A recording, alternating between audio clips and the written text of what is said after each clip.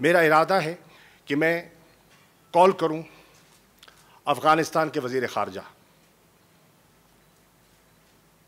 मैं उनसे राब्ता करने का इरादा रखता हूं और मैं उनकी कन्वीनियंस को सामने रखते हुए काबुल विजिट करने का इरादा रखता हूं।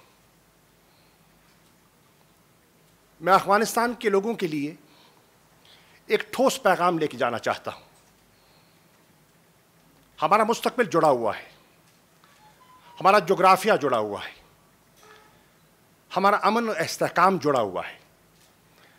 अफगानिस्तान के अमन और इस्तेहकाम के बगैर पाकिस्तान में न चैन होगा, न अमन होगी, न इस्तेहकाम होगा। मुझे अमेरिका के साथ काम करने का मौका मिला माजी में, और मुझे कुछ अंदाज़ा है उनकी तरजीहात का भी है, उनकी कंसर्न्स का भी है।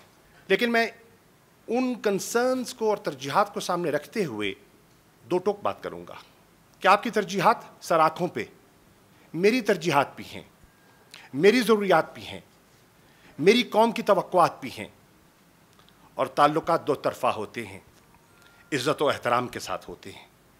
मुल्क बड़े भी होते हैं, मुल्क छोटे भी होते हैं, लेकिन कौमी इज़्ज़त वक़ार बराबर होता है।